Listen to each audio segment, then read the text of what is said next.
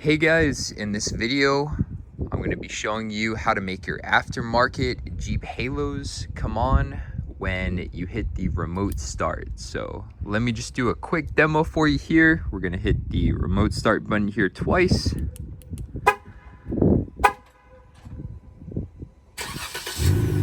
And look at that.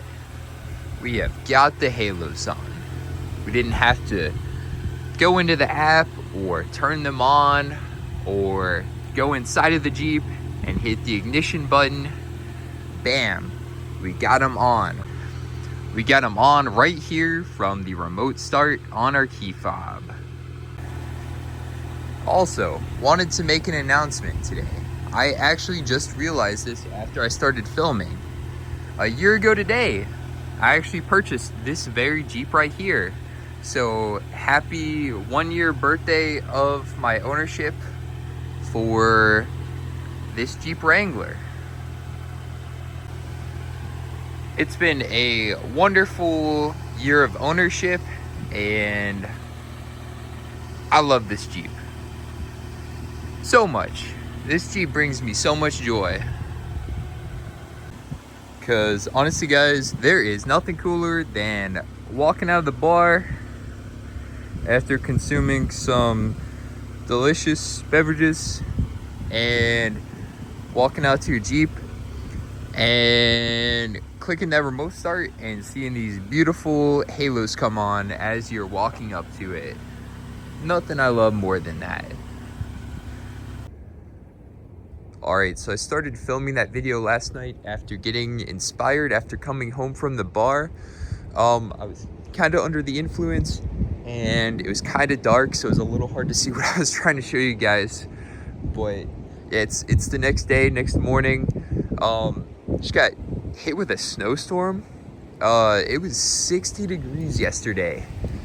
It was 60 degrees. It was nice. I took the motorcycle out earlier in the day. Today, it's in the 10s and it is snowing. That's Ohio weather for you. So if the snow keeps up, might be able to do some donuts in the Jeep later. We'll see. We'll see.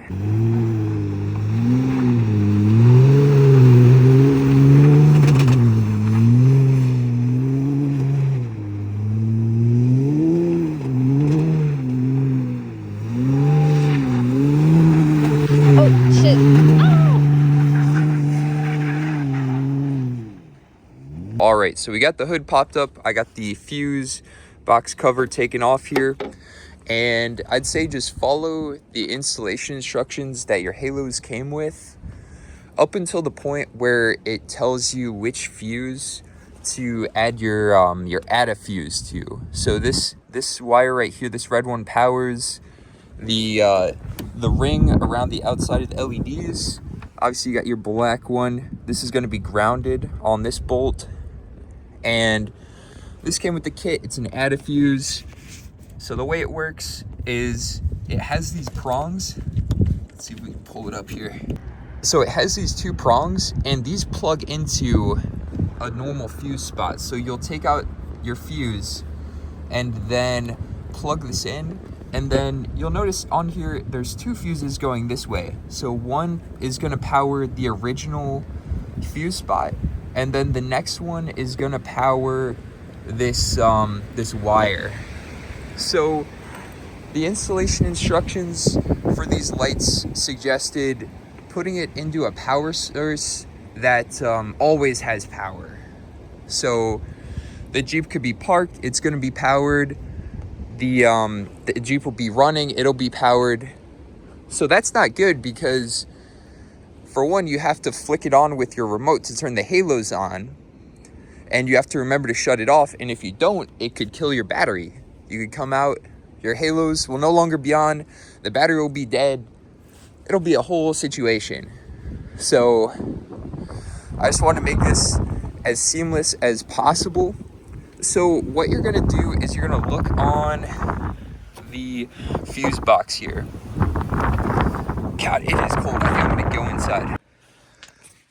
Okay, so what we need to do is look at the list of fuses on here, and you'll notice like this F number. So like say F56, that's going to correlate to this fuse right here. And you'll be able to find that on the actual fuse box.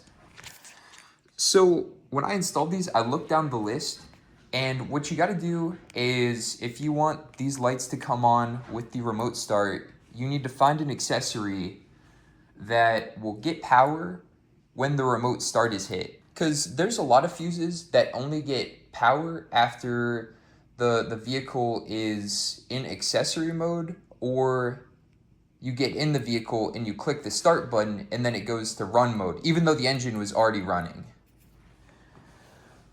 So if you want it to come on after hitting the remote start, the accessory I found that works is this F56, the in-car temperature sensor.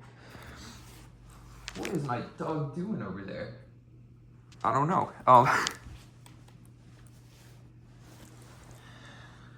So this is the temperature sensor that gets kicked on when you hit your remote start, and it takes the interior temperature of the car. And this is the one where if it's below, I think like 40 degrees or 45 degrees, it'll automatically turn on the heater and the seat warmers. So my Jeep has what's called the cold weather package, which includes the heated seats as well as the remote start. So if you have remote start, I believe you should have heated seats depending on the year, and you should be able to go, just look on the panel here, make sure that that F56 right there is the in-car temperature sensor, because again, it does get kicked on once the remote start is activated. Like I said earlier, because there's a lot of these fuses, they will only start getting power after you get in the Jeep and click the push button start, even if the engine's already running from the remote start. But like I said there, so I went with F56, and you'll be able to find that right there in the diagram under the big K11. And that is where we have our antifuse plugged into. But yeah, I hope this video helped you guys out. And like I said, if you needed to use a different fuse for your Wrangler, please drop it down in the comments down below. Maybe it could help somebody out. And yeah, thank you for watching. If this helped you out, feel free to drop a like, a comment, or a subscribe. Thank you.